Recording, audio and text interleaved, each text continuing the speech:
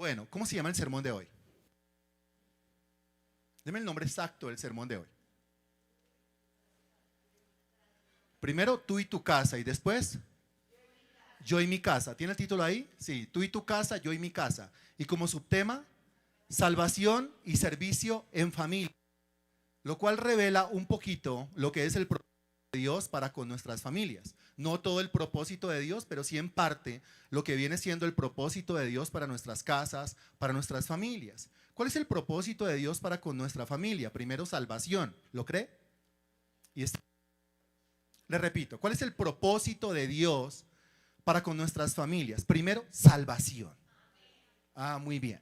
Y segundo, servicio. ¿Lo cree? ¿Lo quiere? Que la salvación llegue a su casa y que el servicio llegue a su casa. De eso es, ¿no es cierto?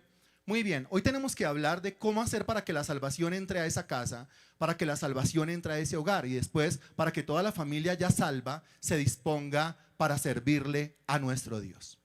¿De acuerdo? Ok, entonces en primer lugar revisemos el texto que contiene la frase tú y tu casa, que es el texto de Hechos capítulo 16 versículo 31. Luna, por favor.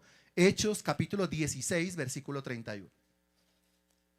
Es un tema sumamente interesante y sumamente profundo al mismo tiempo. Se requiere entonces total concentración para poder entender hasta la médula lo que el Espíritu Santo nos va a decir. Hechos 16:31 dice, ellos dijeron, cree en el Señor Jesucristo y serás salvo tú y tu casa. Note que la frase tú y tu casa corresponde al contexto de la salvación, porque dice, serás salvo tú y tu casa. Pero note que para que una casa sea salva, primero hay un sujeto que tiene que ser salvo.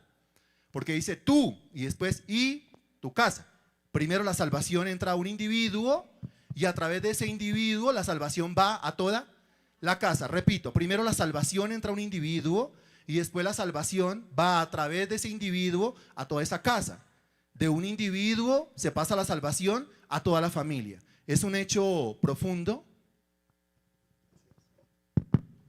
Es un hecho profundo, hay mucha doctrina contenida aquí, de pronto muchas veces no la entendemos porque algunos cristianos lamentablemente creen en hechos como mágicos, creen que esto ocurre por obra de la magia, como un hecho místico, como que por arte de magia yo por el hecho de ser salvo, entonces automáticamente u obligatoriamente toda mi familia o toda mi casa tiene que ser salva sin yo hacer absolutamente nada.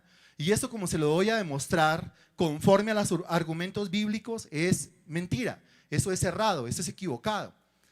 De la misma manera como yo tuve que hacer algo para ser salvo, conducido por el Espíritu Santo, que me llevó al arrepentimiento y a la fe en el Señor Jesucristo, que son las dos condiciones para entrar al reino de los cielos.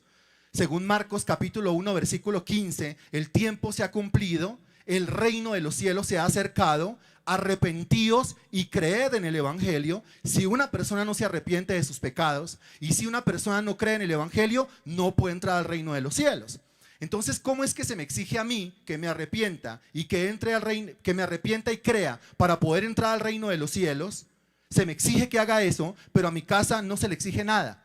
Solamente se le exige el hecho de que yo sea salvo. Entenderlo de esa manera es entenderlo de manera equivocada. De la misma manera como yo tengo que arrepentirme y creer en el evangelio para entrar al reino, mi casa, mi familia también tiene que arrepentirse y creer en el evangelio para poder entrar al reino de los cielos. El tema es que si yo soy salvo, si ya me he arrepentido y he creído en el evangelio, yo me voy a esforzar, me voy a esmerar ahora para que quienes entren al mismo reino. ¿No es cierto? Eso es algo natural. La persona que es salva se esmera no por sabotear, se esmera no por servir de piedra de tropiezo, se esmera, se esfuerza no por obstaculizar la salvación de nadie, ni el crecimiento de nadie, sino al contrario, si ya soy salvo, es algo natural que corresponde al afecto natural o al amor que le tengo a mi casa, que ahora yo quiera que los miembros de mi familia también sean salvos. ¿Hay alguien aquí que quiere que su familia sea salvo? Por supuesto, pero ¿por qué? Porque ya hemos gozado, disfrutado, experimentado bastante de esa salvación y de esa bendición y queremos que ellos de ninguna manera se lo pierdan. Y tenemos que llegar a la unidad en cuanto a este pensamiento. Pero esto pertenece lógicamente a un contexto, Porque el versículo dice, cree en el Señor Jesucristo y serás salvo tú y tu casa. Pero revisemos entonces el contexto. Hechos, capítulo 16, a partir del versículo 22, y vamos a ir versículo por versículo, Luna, por favor, muy atenta. Y el versículo 22 dice, para que entendamos el contexto, versículo 22, usted lo lee arriba, yo lo leo de mi Biblia. Y se agolpó el pueblo contra ellos, y los magistrados, rasgándoles las ropas, ordenaron azotarles con varas. Había una predicación del evangelio, y a la gente no le gustó la predicación del evangelio, porque la predicación del evangelio genuina siempre hace que el diablo se rebote.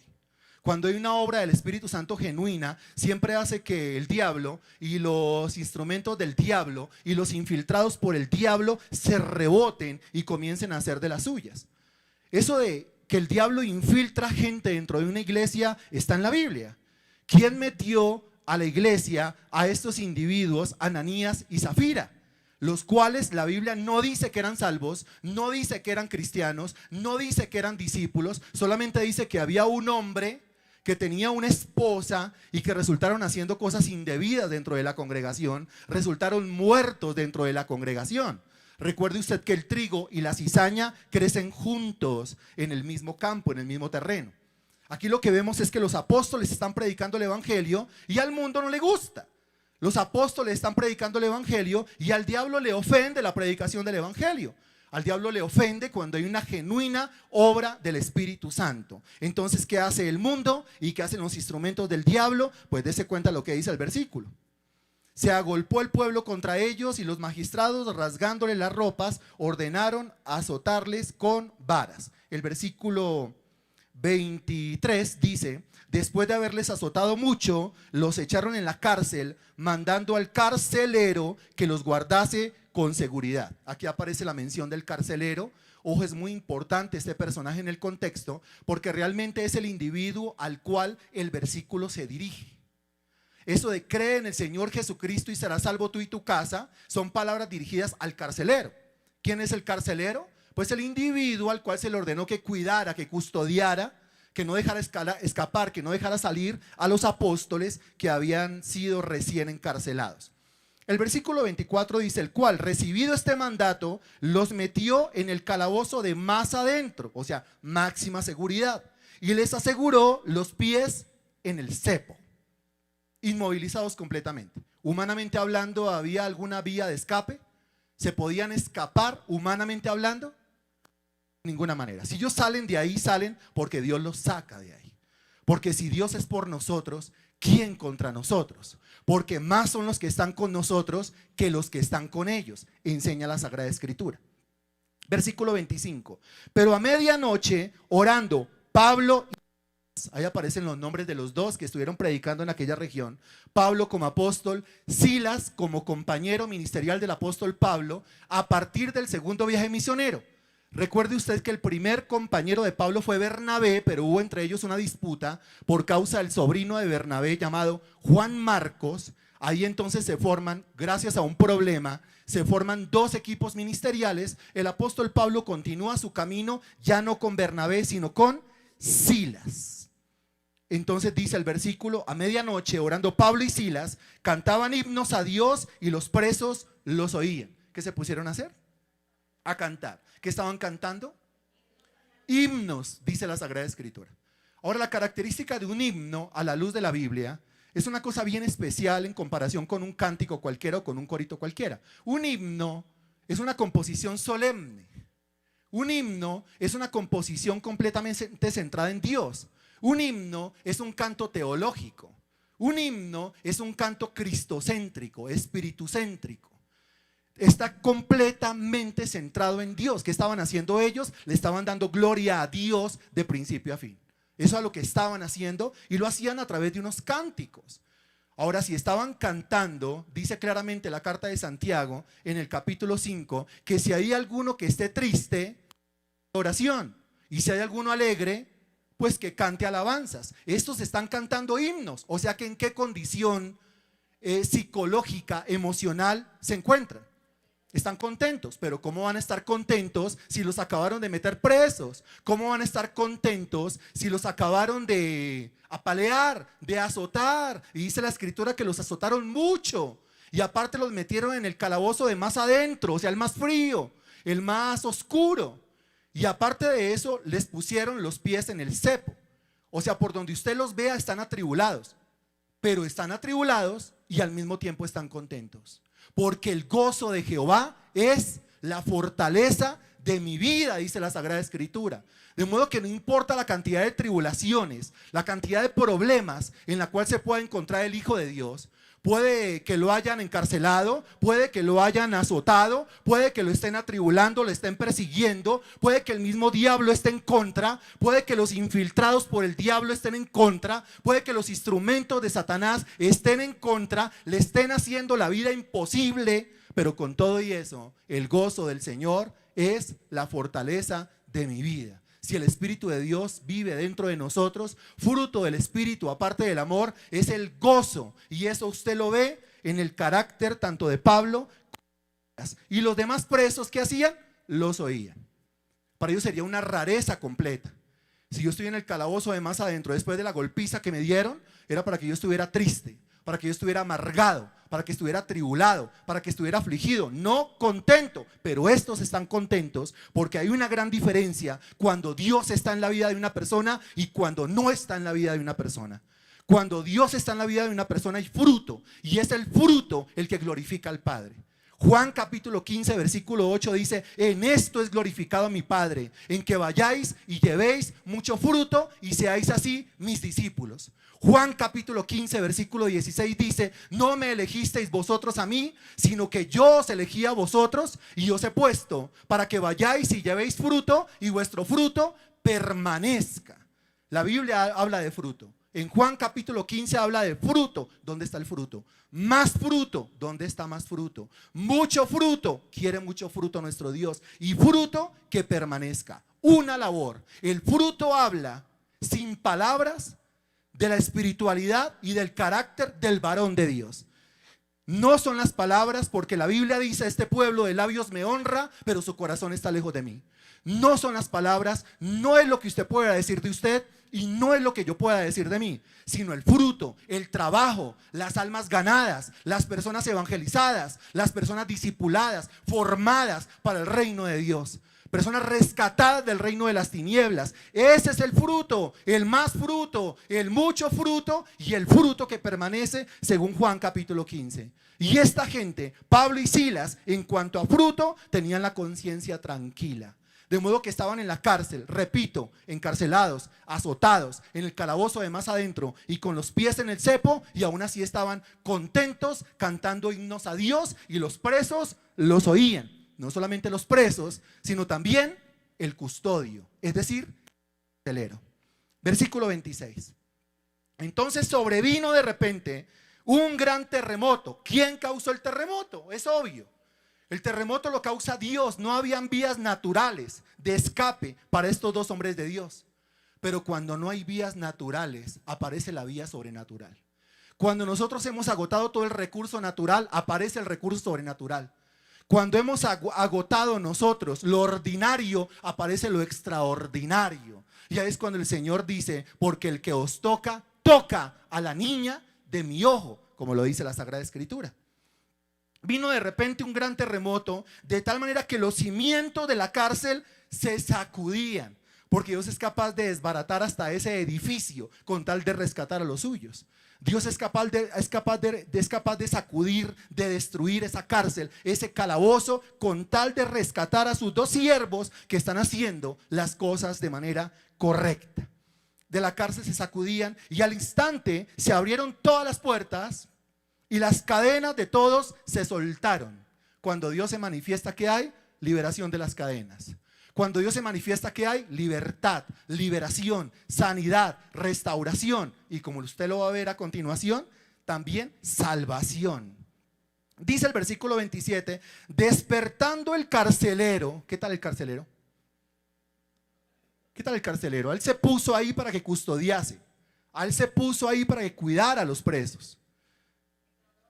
y se quedó dormido. Un buen celador se despierta con cualquier ruidito, se está despertando. Ese es un buen carcelero. Al primer ruido, ¿qué ruido? Es un terremoto que sacudió el edificio, la cárcel, sacudió las mazmorras, los calabozos de más adentro, sacudió hasta las bases del edificio y ahí se despertó. Un sueño como medio pesado, ¿no le parece? Despertando el carcelero y viendo abiertas puertas de la cárcel, sacó la espada y se iba a matar pensando que los presos habían huido. Él, según el código romano, respondía con su vida por la vida de un preso. Respondía con su vida delante del gobierno romano si uno de los presos se escapaba. Si a uno de los presos le pasaba algo, él tenía que responder y tenía que responder con su propia vida. Sabía cómo eran de bruscos, de brutales, de salvajes los romanos cuando castigaban a alguien, cuando lo acusaban de un delito de estos. Según los escritos de los romanos, ellos latigaban, flagelaban hasta que blanqueaba el hueso. De modo que ellos no dejaban de flagelar o de latigar un hombro, la espalda, las piernas, las caderas, hasta que no veían que el hueso ya aparecía. Eso lo sabía muy bien el carcelero y estaba a punto entonces ¿de qué? Estaba a punto de suicidarse. ¿Qué va a hacer el individuo? Se va a matar. Yo prefiero matarme a que los romanos me cojan y me castiguen y me quiten la vida y me flagelen. Versículo 28. Mas Pablo clamó a gran voz diciendo: no te hagas ningún mal, pues todos estamos aquí. Dese cuenta que las palabras de Pablo en ese momento le salvan la vida al carcelero.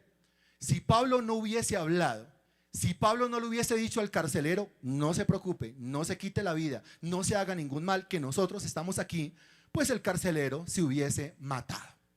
El carcelero se hubiese suicidado, repito, porque para él era mejor clavarse él mismo la espada a que los romanos lo hicieran ellos mismos. Pero Pablo le salva la vida. No, aquí estamos, no nos hemos volado, no nos hemos escapado. Ahora sí, ¿por qué no se volaron? Si Dios vino, causó un terremoto, se abrieron todas las puertas, pues váyanse, pues vuélense. No, un cristiano no hace eso, un creyente no hace eso. Un creyente no dice papaya, entonces papaya, la puerta abierta, entonces yo me vuelo. No, porque el creyente siempre anda buscando que el reino de Dios se lleve la mejor parte, que Dios sea glorificado. Así le cueste sacrificio, así le cueste dolor al mismo cristiano. ¿Se pudiesen haber escapado? Pero por supuesto que sí. ¿Qué habría hecho usted? ¿Se habría volado o se habría quedado? Pablo y Silas no se volaron. Pablo y Silas se quedaron y le salva la vida al carcelero. El versículo 29 dice: él entonces, pidiendo luz, se precipitó adentro y temblando se postró a los pies de Pablo y de Silas. Pidiendo luz, es obvio, un terremoto, todo quedó en tinieblas, las lamparitas que estarían colgadas, las antorchas que estarían colgadas en las paredes se cayeron, todo quedó a oscuras, todo quedó en tinieblas, las puertas abiertas, la estructura de medio lado fisurada, abierta. Era obvio que todo quedó en tinieblas. Pidiendo luz, se precipitó adentro y temblando se postró a los pies de Pablo y de Silas. ¿Qué lo movió a postrarse a los pies de Pablo y de Silas? Varias cosas. Una de esas cosas, el estado de ánimo de Pablo y Silas en el calabozo. Estaban cantando himnos, lo cual quiere decir que estaban llenos de gozo del Espíritu Santo. 2, las puertas se abrieron y ellos no se volaron. El carcelero pensaría: esta gente es diferente, esta gente es distinta. Cualquier otro prisionero aprovecha la puerta abierta y se va, se vuela, pero estos no. Entonces él viene tembloroso y tembloroso agradecido porque Pablo le salva la vida al decir: aquí estamos, no se mate. Entonces se postra a los pies de Pablo y de Silas. Y sacándolos les dijo: señores, ahí viene la pregunta y ahí viene la respuesta. Sacándolos les dijo: señores, ¿qué debo hacer para ser salvo? O sea que el versículo 31 no aparece si primero no aparece el 30. El versículo 31 que dice: cree en el Señor Jesucristo y serás salvo tú y tu casa, no aparece si primero no aparece el versículo 30, en donde el carcelero pregunta y dice: señores, ¿qué debo hacer? ¿Qué he de hacer para ser salvo? Yo quiero ser salvo. ¿Por qué quieres ser salvo? Tenía el testimonio de 2 individuos salvos dentro de la cárcel, dentro del calabozo. Esos individuos eran raros, eran distintos. distintos a cualquiera, tenían un temple diferente, un valor, una valentía, una gallardía, tenían un fruto. Su fruto no era de labios, su fruto era un comportamiento, un testimonio. Eran almas ganadas, estaban en el calabozo y emocionalmente estaban derechos, firmes, fuertes. Yo quiero lo que ustedes tienen. Estaban cantando himnos en la peor de las situaciones. Yo quiero lo que ustedes tienen. Están metidos en el calabozo de más adentro y no están llorando, no están clamando por su vida. Yo quiero lo que ustedes tienen. Se abren las puertas producto del terremoto y no se vuelan. Yo quiero lo que ustedes tienen. Cuando dice qué he de hacer para ser salvo, lo que está diciendo es: yo quiero lo que ustedes tienen. ¿Qué tienen ustedes? Eso yo lo quiero. Eso es lo que yo quiero. Y a continuación viene la respuesta. ¿Quiere lo que tenemos? Muy bien. ¿Quiere ser salvo? ¿La misma salvación que yo tengo? ¿El mismo mover del Espíritu que yo tengo? ¿Eso es lo que quiere? Ok, le voy a dar la clave, la razón para tener. Versículo 31. Ellos dicen: cree en el Señor Jesucristo y serás salvo tú y tu casa. Si quiere tener lo que yo tengo, tiene que creer en el Señor Jesucristo. Tiene que convertirlo en el Señor de su vida. Usted se tiene que convertir en el esclavo, en el siervo, en el que obedece, en el que está bajo el señorío, bajo la autoridad del Señor Jesucristo. No en el que hace lo que quiere, lo que le conviene o lo que le parece, sino el que a partir de este momento va a hacer lo que Cristo ordena a través de su palabra. Si usted quiere ser salvo, tiene que creer en el Señor Jesucristo. Resultado de eso, usted va a ser salvo. O sea, va a tener lo mismo que nosotros, Pablo y Silas, tenemos. Pero no solamente eso, cree en el Señor Jesucristo y serás salvo tú y aparte toda tu casa. Si lo dejamos hasta ahí, el carcelero está solo con Pablo y Silas. La palabra va dirigida al carcelero y cualquiera se imaginaría lo que siempre se imagina. El Señor me prometió que sería salvo yo y toda mi casa. Muy bien. ¿Alguien ya le llevó la palabra a los de su casa? No. Y dicen ellos: no es necesario, porque el Señor prometió que sería salvo yo y toda mi casa, sin necesidad de que ellos escuchen la palabra. Eso no es cierto. Eso es una mentira. ¿El contexto le enseña? Por supuesto, el contexto lo enseña. A continuación, el versículo 32 dice: y le hablaron la palabra del Señor. Note lo que dice el versículo 32. Y le hablaron la palabra del Señor a él y a todos los que estaban en su casa. ¿Lo tenemos aquí arriba? Y le hablaron la palabra del Señor a él y a todos los que estaban en su casa. ¿Quiénes? Le hablaron la palabra a él, o sea, al carcelero, y a todos los que estaban en su casa, es decir, la casa del carcelero. ¿Quiénes hicieron la tarea? Pablo y Silas. Dese cuenta el versículo 30. ¿Qué tengo que hacer para ser salvo? ¿O qué tengo que hacer para tener lo que ustedes tienen? Yo lo quiero. Versículo 31. Cree en el Señor Jesucristo y serás salvo tú y tu casa. Versículo 32. A continuación, Pablo y Silas le hablan la palabra tanto al carcelero como a la casa, es decir, familia del carcelero. No hay otra manera como uno pueda ser salvo si no es a través de escuchar la palabra de Dios y creer en la palabra de Dios. Porque cerca de ti está la palabra, en tu boca y en tu corazón, dice Romanos capítulo 10. Y de la misma manera como yo, para ser salvo, tengo que oír la palabra de Dios y creerla, de esa misma manera mi casa, mi familia, tiene que escuchar la palabra de Dios y tiene que creerla si quiere ser salva esa familia. Amén. Entonces, si yo quiero que mi casa, que mi familia sea salva, ¿qué tengo que hacer con la palabra? Llevársela a mi casa, llevársela a mi familia. ¿Es por arte de magia? Yo soy salvo y ya obligatoriamente tú estás obligado, Señor, a salvar a toda mi casa. Y el Señor dice: yo no estoy obligado a hacer absolutamente nada por arte de magia. Entienda los procesos, entienda lo que hay que hacer. Si usted ya escuchó la palabra de Dios, la creyó, usted es salvo. Ahora lleve esa misma palabra ¿a dónde? Y ese es el propósito entonces de los CCIs. Ese es el propósito entonces de las reuniones en casa. La misma palabra que usted recibe, la palabra que usted ahora lleva ¿a dónde? A las casas, a las familias. La palabra de Dios, Isaías capítulo 55, no regresa a Dios vacía. Cumple su propósito. Usted sencillamente tome la palabra y persevere. Usted sencillamente dé la palabra en su casa. Publique la palabra en su casa, predique la palabra en su casa, a tiempo y fuera de tiempo. Primera de Timoteo. Sin parar, sin cesar, por todo el mundo y a toda criatura. La palabra de Dios no regresa vacía. Es lo que enseña la Sagrada Escritura. Si yo amo a mi familia, ¿qué hago con mi familia? Si yo amo a las personas que conviven conmigo bajo el mismo techo, ¿qué hago con esas personas? Les predico, les hablo la palabra de Dios. Es que no hay otra manera. Freddy, ¿hay alguna vía más corta, algún atajo para la salvación? No. Y si alguno le llega a enseñar que hay un atajo, aparte del camino verdadero que es Jesucristo, ese es un lobo disfrazado de oveja. Ese es un falso maestro. Ese es un apóstata, uno que ha pervertido el evangelio. Solamente hay un camino, y el camino es ¿quién? Él mismo lo dijo: yo soy el camino, la verdad y la vida. Ninguno viene al Padre si no es por medio de mí, o si no es a través de mí, dice la Sagrada Escritura. Pero ahí no se detiene el contexto. El versículo 33 dice: y él, tomándolos en aquella misma hora de la noche, les lavó las heridas. El lavarle las heridas es prueba de salvación o no es prueba de salvación. ¿Es prueba de arrepentimiento o no es prueba de arrepentimiento? ¿Es prueba de que me duele lo que les hicieron? No, no es prueba de que me duele lo que les hicieron. Es prueba de que mi mente ha cambiado, ya no soy el mismo. Es prueba de que ahora tengo lo que ustedes tienen. Es prueba de que ahora tengo lo que ustedes tenían en ese calabozo cantándole himnos a Dios. Ahora dejo de hacer el mal y comienzo a hacer el bien. Santidad, santificación, consagración como prueba de que una persona ha sido salva. Les lavó las heridas y enseguida se bautizó él con todos los suyos. Ojo, se bautizó él, el carcelero, con todos los suyos. O sea, ¿con quiénes?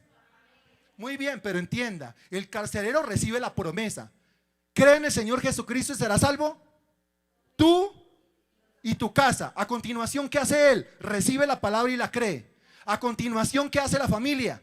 Recibe la palabra y la cree. A continuación, ¿qué pasa con él? Es bautizado. A continuación, ¿qué pasa con la familia? También es bautizada. ¿Llegó la salvación a esa casa? ¿Llegó la salvación a esa familia? Por supuesto que sí. ¿Qué hizo el carcelero? Se sometió a las indicaciones apostólicas. Dios le dijo a través de Pablo: crea. Él creyó. ¿Será salvo usted? Ahora llévele la palabra a su familia. ¿Quién le está llevando la palabra a su familia? ¿Quién el sermón que escucha aquí va y se lo traslada? Es que no les gusta escuchar, así no les gusta escuchar. Es un favor que usted les hace. Príncipe de los predicadores, siglo XIX, Carlos Spurgeon, Londres, Inglaterra. Si los pecadores van a ir al infierno, que se vayan al infierno pero saltando por encima de nosotros. ¿Cómo le parece el término? Si los pecadores van a ir al infierno, que vayan al infierno pero saltando por encima de nosotros. Quiere decir que estamos parados en la brecha, predicándole a los pecadores, y si alguno ya no quiere ir, será porque se nos brincó, cayó al infierno. Pero ahí estábamos nosotros, hablándole al impío, porque no es la voluntad de Dios que el impío perezca, sino que la voluntad de Dios es que el impío oiga la palabra, se arrepienta de sus pecados, crea en el evangelio, sea salvo él y al mismo tiempo sea un instrumento para que toda su familia sea salva. Muy bien. Eso dice el versículo, ¿en dónde voy? El versículo 33, versículo 34. Y llevándolos a su casa, otra vez él insiste, persiste, camine para la casa. Llevándolos a su casa, si no es capaz de predicar usted, entonces lleve a alguien que predique en su casa. Dese cuenta.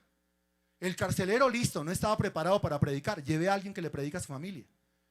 Reúna a toda su familia. Demuestra autoridad, demuestra liderazgo. La autoridad del liderazgo no es vociferar que tengo autoridad, que tengo liderazgo. Autoridad y liderazgo en una familia es, a ver, que se le sienten todos a escuchar la palabra de Dios. Yo a usted no le escucho la palabra de Dios, tranquilo, le traigo a alguien para que le predique. Le traigo a Pablo, le traigo a Sila, le traigo a Pedro, le traigo a Mateo, a Juan, a Jacobo, le traigo al apóstol Ricardo, como dice Luz del Mar, le traigo a quien quiera, con tal de que ustedes escuchen la palabra de Dios. No me siento preparado para predicar en mi casa, traiga uno que sí se sienta preparado para predicar a su casa. Pero ni una cosa ni la otra. Porque hay cristianos que esperan mágicamente que toda la familia se salva y se quejan delante de Dios y lloran: Señor, si tú has prometido que yo creería y seré salvo yo y toda mi casa, ¿por qué mi casa no ha sido salva? Y la voz del Espíritu Santo viene y dice: ¿usted ya le predicó a su casa? ¿Usted ya le predicó a su familia? Yo no. ¿Usted llevó a alguien allá a la casa de su familia, a la casa de sus familiares para que les predicara? No, tampoco. Entonces, ¿cómo quiere que su familia sea salva? Entonces, ¿cómo quiere si usted no les da la palabra? Dese cuenta que esto no es mágico. No saquemos un texto de contexto para inventar pretextos. Eso enseña el versículo 34. Llevándolos a su casa, les puso la mesa, señal de arrepentimiento o no, señal de fe o no. Y se regocijó con toda su casa. Mire, se regocijó con toda su casa. Regocijo, sinónimo, gozo. Lo mismo que tenía Pablo y Silas, ¿en dónde? En la cárcel, en el calabozo, gozo. ¿El carcelero y su familia recibieron lo que Pablo y Silas tenían en el calabozo? Sí, salvación, lo mismo que ellos tenían, lo recibieron. Se regocijó con toda su casa. Note, él y toda su casa recibieron la palabra. Él y toda su casa se arrepintieron de los pecados. Él y su casa creyeron en el evangelio. Él y su casa se bautizaron. Ahora él y su casa reciben la visita apostólica de Pablo y Silas, y él y su casa ahora se regocijan por haber creído a Dios. Y este fue el primer punto del sermón. El sermón tiene 2 puntos solamente, y este fue el primer punto. Y el primer punto, ¿cómo se llamó? El primer punto se llamó tú y tu casa, que pertenece a esa partecita, a ese fragmento del subtema que se llama salvación en familia. Cómo ser salvo usted y cómo llevar la salvación a toda su casa, a toda su familia. Amén. Segundo punto. La frase yo y mi casa, que también aparece en la Sagrada Escritura, ya es otro texto de la Sagrada Escritura. Josué capítulo 24, versículo 15. Josué capítulo 24, versículo 15. Bien.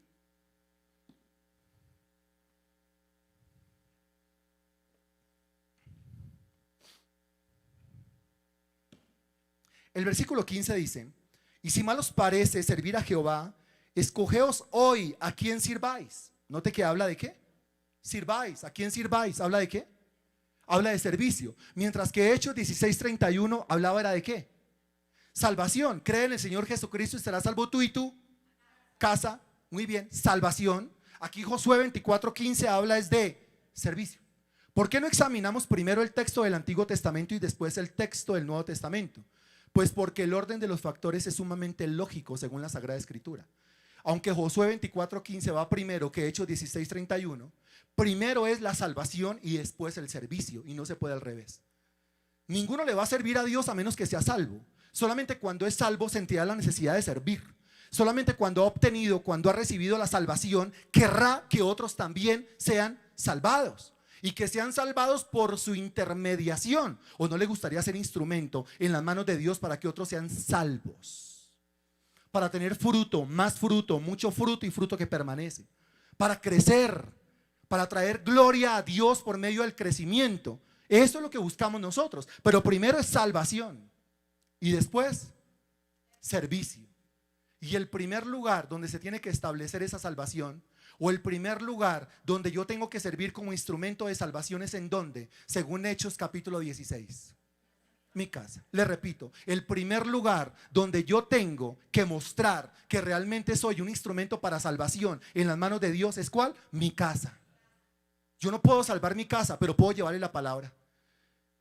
De pronto a mí no me crean, tengo antecedentes. De pronto a mí no me crean, tengo un pasado oscuro. De pronto a mí no me crean, tengo un lastre que arrastro, un pasado. Pero yo puedo llevar a Pablo, pero yo puedo llevar a Silas, yo puedo llevar a Pedro, yo lo puedo llevar a usted, usted me puede llevar a mí. Y predicamos la palabra de Dios, y comunicamos el evangelio, y comunicamos las doctrinas.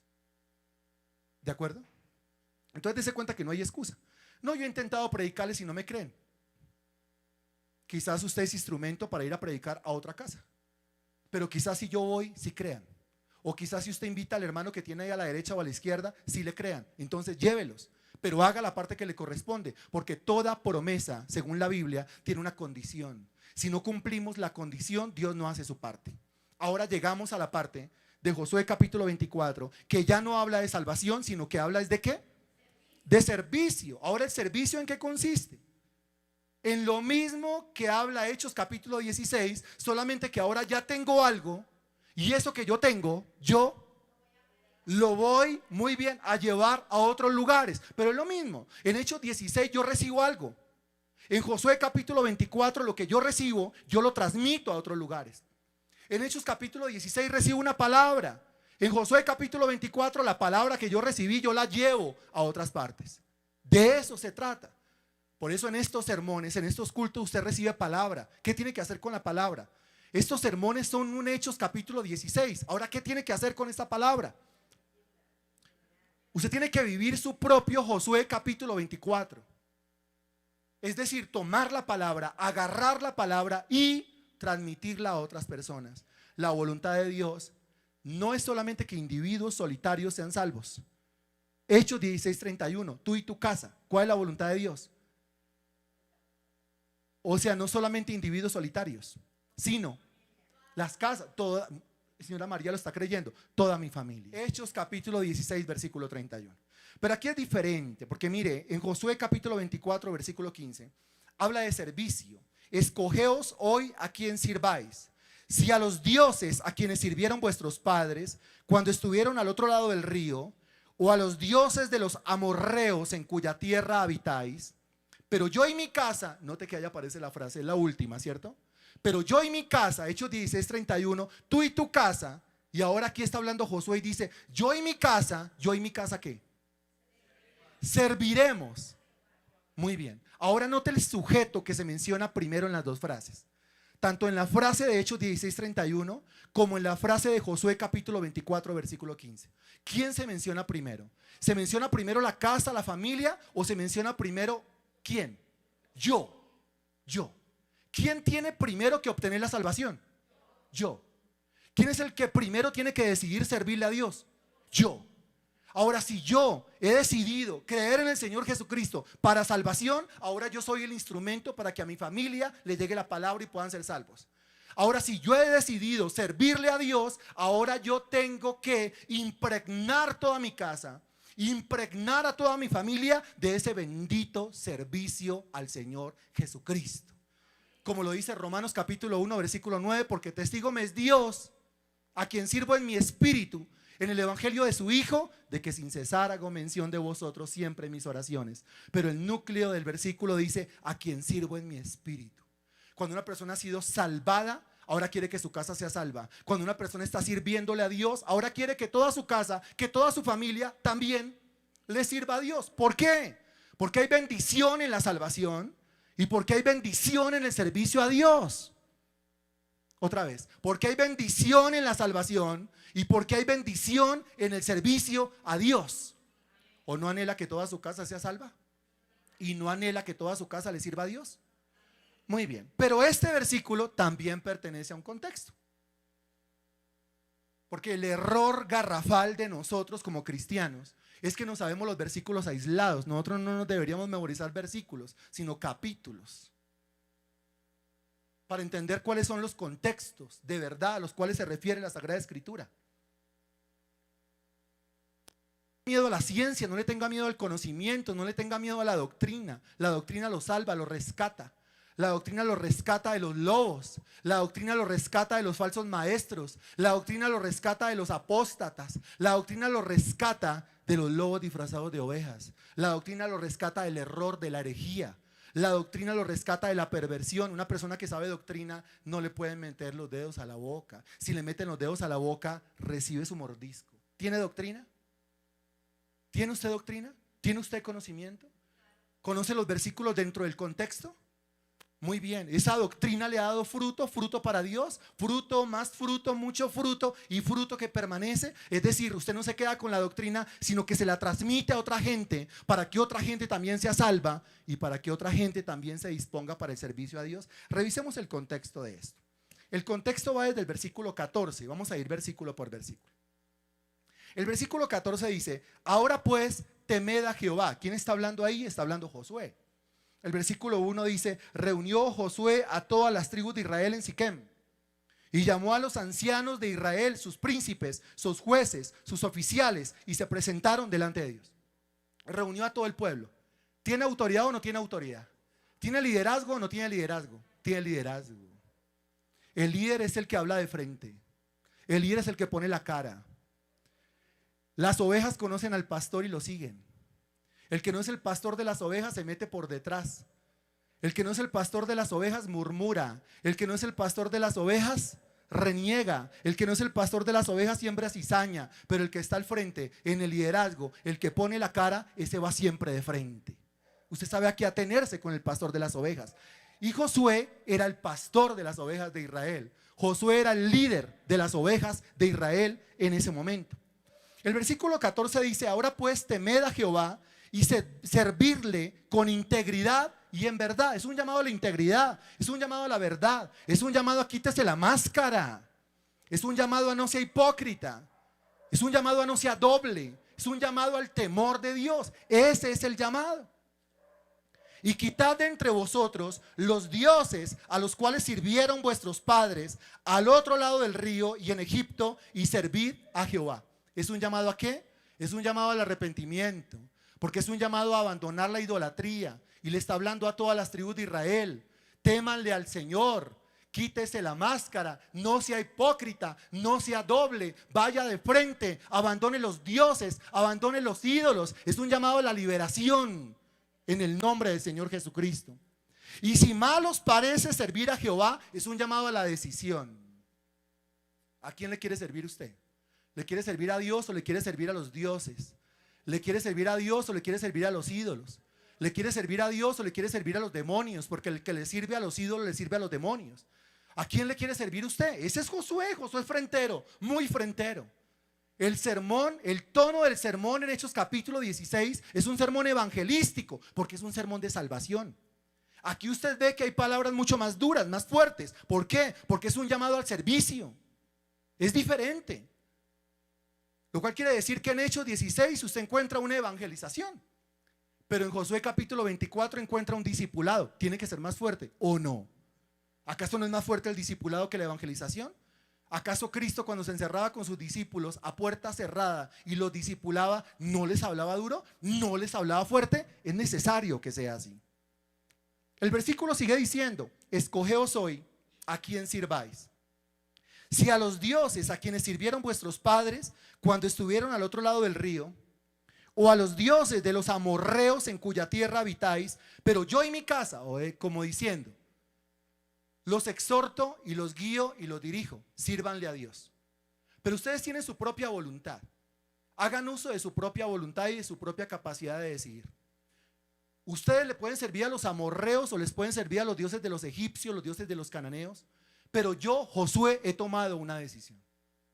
Y mi decisión es la siguiente: yo y mi casa. Mire que él habla en nombre propio y en nombre de su casa. ¿Tiene autoridad o no tiene autoridad? Tiene autoridad. ¿Qué es una casa según la Biblia? Según primera de Timoteo capítulo 3, una casa es un gobierno. El anciano debe gobernar bien su casa. Es un gobierno, es una forma de gobierno. La familia.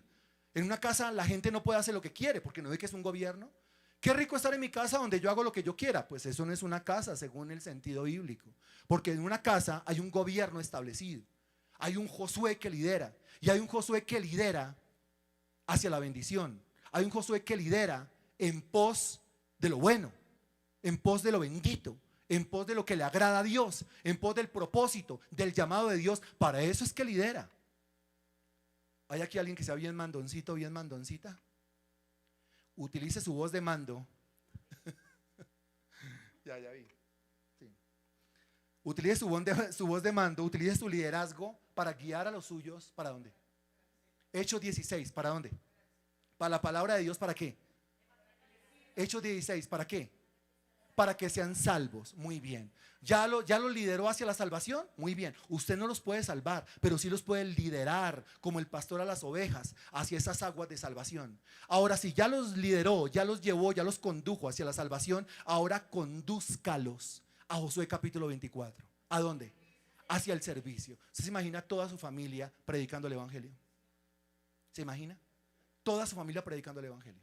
¿Se imagina todas las familias de lluvias de bendición? ¿Se imagina todas las familias de este humilde ministerio Plenitud predicando el evangelio? ¿Se lo imagina? Todos los miembros de las familias, desde el más pequeño hasta el más grande. ¿Pero qué falta aquí? falta disposición, falta ánimo. Hay gente aletargada, hay gente muy lenta. Por eso la Biblia dice que cuando vinieron los ángeles, antes de la destrucción de Sodoma y Gomorra, y Lot era bien lento, y la mujer ni se diga, y las hijas ni se digan, dice que los ángeles daban prisa a Lot. ¿Cómo así daban prisa a Lot? Los empujaban, apure, muévase. ¿Por qué? Pues porque está a punto de caer fuego y azufre sobre Sodoma y sobre Gomorra. Si ustedes no se mueven, mueren calcinados aquí. A la gente hay que empujarla para que rinda. Esa es la función de un líder, empujar. ¿Un líder empuja? Claro, tiene que empujar. A veces tiene que ir adelante mostrando el camino, pero cuando el discípulo es tan lento y está a punto de caerle fuego y azufre, ¿qué hace un buen líder? Se devuelve, lo coge de la mano, lo arrastra, lo jala. ¿Qué haría usted por amor a su familia? Sabiendo que está a punto de caerles fuego y azufre, ¿qué haría usted por su casa? ¿Qué haría por su familia?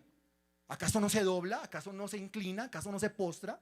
¿Acaso no los jala? ¿Acaso no los empuja? ¿Acaso no los exhorta? ¿Quién de nosotros podrá decirle, yo ya me cansé de decirle, no, no se canse? Insta a tiempo y fuera de tiempo. Si se cansó, ¿qué pasó con el amor? Si yo los amo, no es solamente decir yo los amo. Si yo los amo, realmente lo que yo voy a hacer es que insistirle. Si yo los amo realmente, si yo los amo y no son salvos, les voy a predicar hasta que sean salvos. Si ya son salvos, los sigo amando, les voy a predicar hasta cuándo. ¿Hasta qué? ¿Hasta qué? No, ya son salvos. Si ya son salvos, yo los amo, les voy a predicar hasta cuándo. Usted no puede descansar con su familiar, por más que le diga, mami, ya no más, que ya creí en el Señor Jesucristo y ya soy salvo. Ah, bueno, el paso a seguir, mi querido, mi querida, es servicio. Mientras que usted esté ahí quieto, sembrado, más bienestar causa una planta porque convierte el CO2 en oxígeno que usted. Entonces lo que toca hacer es empujar. ¿Para dónde? Empujar para el servicio. Tengo un hijo o una hija que ya cree en el Señor Jesucristo, maravilloso, pero ese hijo o esa hija que ya cree en el Señor Jesucristo, al mismo tiempo ya le está sirviendo a Jesucristo, ya está predicando el Evangelio. No, no descanse hasta que predique el Evangelio. Forme a sus hijos como predicadores del Evangelio. Insérteles en el chip, en el disco duro, que hay que predicar el Evangelio. Véalos, ministrales, profetíceles, ore, interceda, ayune y no descanse hasta que sean predicadores del Evangelio. Pero lógicamente, si usted quiere que sus hijos sean predicadores del Evangelio, ellos lo tienen que estar viendo a usted, dando ejemplo, predicando el Evangelio. Si no hay ejemplo, no se puede hacer. Yo y mi casa serviremos a Jehová. Eso es un buen líder. Toma la decisión. El carcelero tomó la decisión. Yo y mi casa vamos a ser salvos. La palabra de Dios para mi casa. Josué, yo y mi casa serviremos a Jehová. Aparte de salvación, pasamos al servicio. El versículo 16 dice: entonces el pueblo respondió y dijo. Note la influencia de un buen liderazgo. Esto es influencia. ¿Qué es liderazgo? Liderazgo es influencia. Muy mandoncito, muy mandoncita. Bueno, eso de mandoncito, mandoncita quiere decir influencia. Aproveche lo mandoncito o lo mandoncita para influenciar. ¿Pero influenciar para dónde? ¿Para que laven los platos bien? También. Hay que lavar los platos bien. ¿Para que le tiendan bien la cama? También. ¿Para que le baje ese ruidajo? También, que le baje el ruidajo. ¿Para que no vea televisión después de las X horas? También, que no vea televisión después de las X horas que hace pegado el televisor. Vaya más bien, ore, va, acuéstese, va, descanse. Pero sobre todo su liderazgo, su voz de mando, lo mandoncito o lo mandoncita, que sea ¿para qué? Para servir como influencia para las demás personas. Si es usted de las personas que le habla a los demás y los influencia y los jala y los arrastra, arrástrelos para lo bueno. Antes, cuando arrastraba a todo el mundo para la taberna, cuando arrastraba a todo el mundo para el trago, cuando arrastraba a todo el mundo para la calle, a pernoctar, a amanecer por la calle, ahora arrastre todo el mundo a la salvación y arrastre a todo el mundo para el servicio. Eso es lo que hace Josué. Note la respuesta del pueblo. Entonces el pueblo respondió y dijo: nunca tal acontezca que dejemos a Jehová para servir a otros dioses. El pueblo se motivó, el pueblo recibió la influencia. ¿Pero por qué? Porque vieron a un Josué y a la casa de Josué, a un Josué y a la familia de Josué haciendo ¿qué? Sirvieron. Entonces no, si Josué dice que hay que servir, es porque lo hemos visto sirviendo. Si Josué dice que nuestras familias también tienen que servir, es porque la familia de Josué usted la ve y está sirviendo.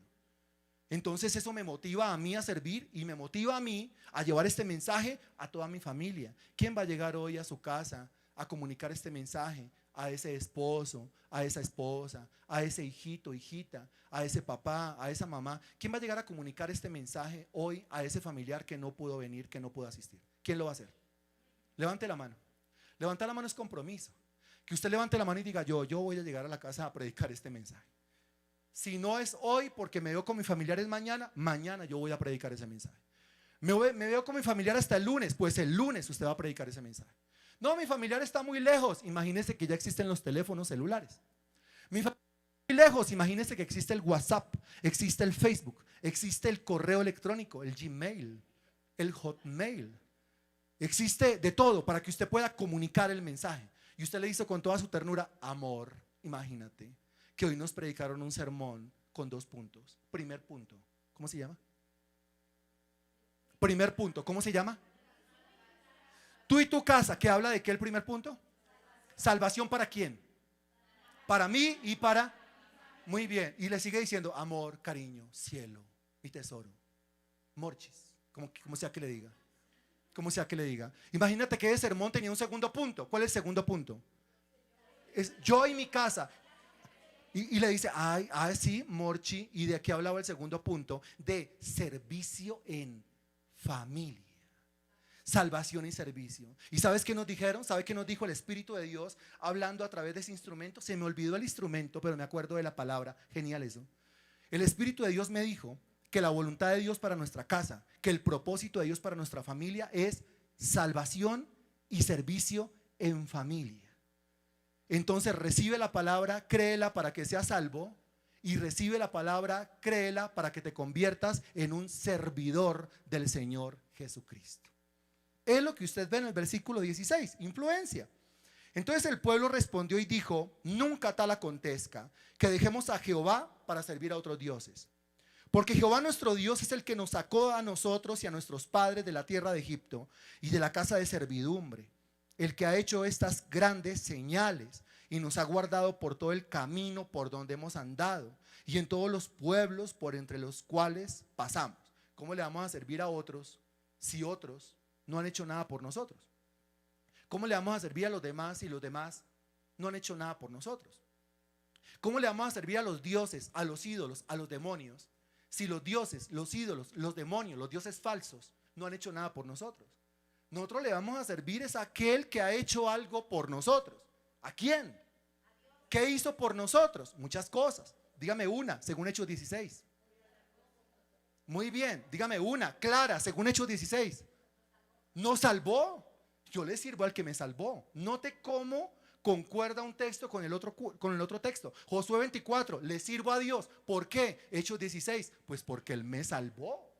¿Cómo no le voy a servir a Él porque Él me salvó? Y por servirle a Él estoy dispuesto a pasar por encima de lo que sea y por encima de quien sea, sin miedo, sin pena, sin vergüenza. Llevo más de 2 décadas haciéndolo, sin parar, sin detenerme. No me ha detenido la enfermedad, no me ha detenido los problemas de toda clase, de índole familiar, conyugal, con hijos, económicos, laborales, físicos, mentales, psicológicos, del alma, espirituales, físicos, problemas con los hermanos, problemas con los de afuera, como dice el apóstol Pablo. ¿Qué me puede detener si reconozco que Él fue el que me salvó? Estoy dispuesto a servirle hasta las últimas consecuencias. Debe ser la conclusión de una persona que lidera y debe ser la conclusión de una persona que está bajo la influencia de ese liderazgo, ¿o no? ¿Por qué usted le sirve al Señor Jesucristo? Fácil la respuesta: porque Él me salvó.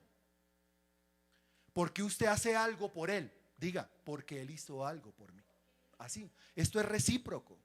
Usted no va a hacer nada por alguien que no ha hecho nada por usted, pero es que Dios lo hizo todo por usted y merece que nosotros hagamos todo por Él. Pero ¿quién de nosotros alcanza a hacer todo por Él? Dice, pues escuché un cólico. Sí, pero ¿quién alcanza a hacer todo por Él? Nadie, nadie. Pero al menos un porcentaje sí podemos hacer por Él. El versículo 18 dice: y Jehová arrojó delante de nosotros a todos los pueblos y al amorreo que habitaba en la tierra. Nosotros pues también serviremos a Jehová. ¿Cuál es la resolución del pueblo? Nosotros pues también serviremos a Jehová. O sea, el pueblo también tomó su decisión. No, nosotros también serviremos a Jehová, dice el versículo, porque Él es nuestro Dios, versículo 19. Entonces Josué dijo al pueblo: no podréis servir a Jehová, porque Él es Dios santo y Dios celoso. No sufrirá vuestras rebeliones y vuestros pecados. Dese cuenta. Había gente entre el pueblo que andaba en la rebeldía, andaba en la rebelión, andaba en el pecado, andaba en la iniquidad. Estaban endemoniados, completamente saturados por los demonios. Habían demonios dentro de esas personas, espíritus inmundos. Esa gente primero tenía que recibir ¿qué? Excelente. Ustedes no le pueden servir a Jehová. Por eso hablamos del orden de los factores con Dios. Y aquí el orden de los factores sí altera el resultado. O sea, usted no puede entender primero Josué 24 y después entender Hechos capítulo 16. Porque si primero entiende servicio y después entiende salvación, por eso hay tanta gente metida en las iglesias que no tienen fruto, que no tienen testimonio, que son estorbos del mismo diablo, sirviendo a Dios pero no son salvos, sirviendo a Dios pero no tienen fruto. ¿Cómo conoce usted a un siervo de Dios? Por su fruto le conoceréis. De la misma manera como usted conoce un árbol bueno. ¿Cómo conoce al árbol bueno? Por el fruto le conocerá. Entonces primero debemos entender el asunto de la salvación. ¿Quién lo ha entendido? Y ahora debemos entender, preparamos Dios de lo imposible, y ahora debemos entender el asunto del servicio y el asunto de la influencia, porque no es solamente ser salvo, sino pasar a servirle. Y si ya le estoy sirviendo, ahora como conclusión, yo debo ser influencia para que otras personas vengan a la salvación y para que otras personas vengan al servicio. Le voy a resumir lo que dije hoy. Llevo 1 hora predicando y se lo voy a resumir en unos cuantos segundos. Primer punto, el asunto de la salvación. Cree en el Señor Jesucristo y serás salvo tú y tu casa. Si quiere salvación, crea en el Evangelio. Si quiere salvación para su casa, lleve el Evangelio a su familia. Si su familia no cree el Evangelio, no puede ser salva, según el contexto de Hechos 16. Segundo punto, servicio. Yo y mi casa serviremos al Señor. Josué capítulo 24, versículo 15. Solución que toma la persona que familia. Ya los condujo a la salvación por medio de la palabra de Dios, ahora conduzca a la salvación y no descanse hasta que ese familiar pase de la salvación al servicio. No descanse hasta que ese familiar esté predicando el Evangelio. Si ese familiar se la pasa perdiendo el tiempo, holgazanito, ocioso, es una pérdida de vida. Debería estar más bien involucrado en el servicio activo a Dios. Eso como segundo punto. Y tercer punto, conviértase en influencia. Influencia para que otras personas sean salvadas, influencia para que otras personas le sirvan a Dios. La voluntad de Dios para nosotros y nuestras casas es salvación y servicio a la familia. En el nombre del Señor Jesucristo, la palabra ha sido predicada con decenas de argumentos por si cabía alguna duda al respecto.